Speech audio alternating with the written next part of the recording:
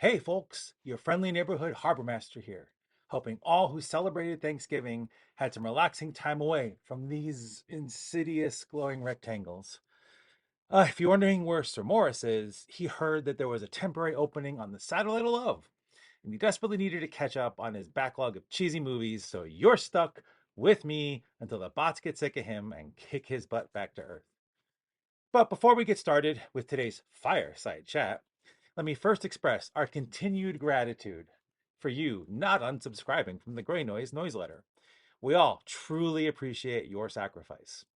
Now, grab your favorite beverage and settle in. We've got some fascinating items to discuss today.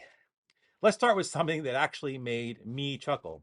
We caught a really interesting situation with CVE 2021-32030. Imagine millions of scanners trying to exploit an ASUS vulnerability, but they're all doing it wrong. The exploit requires a null byte, but everyone's literally sending the backslash zero, or is it that way? I get that wrong on Zoom all the time.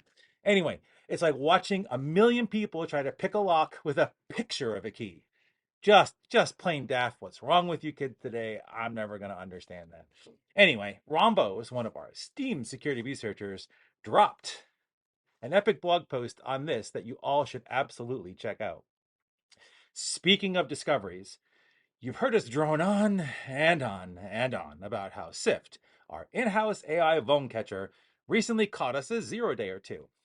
But we now have tons more info on that up on the blogs with a full-on webinar recording where Morris and Daniel Grand, our resident mad AI scientist, wax poetic on all the interesting details. The video is destined to become a Rankin and Bass-esque holiday classic. You know what else is interesting? We recently polled over 220 security professionals about undervalued skills in our industry. The overwhelming response? Communication. From help desk to CISO, the ability to effectively communicate technical concepts has proven crucial, but often lacking. So, as someone who spent decades in this field, that's why the hat is covering the gray hair, I cannot emphasize enough how important good comm skills are. You can tune in to last week's episode of Stormwatch to learn some great lessons on cyber comms from Kimber, Glenn, Himija, and Emily. Speaking of Emily, she and her team at Census recently dropped a wild report showing that there are 145,000 industrial control systems exposed to the internet, and even more concerning, many of the human machine interfaces, HMIs, on these systems are completely unsecured. North America accounts for about 38% of these exposures, which is a pretty sobering statistic. So, this is one report you may want to wrap up with a bow and send as a present to those in charge of your municipality. Now, while all of that is great, I saved the best news for last.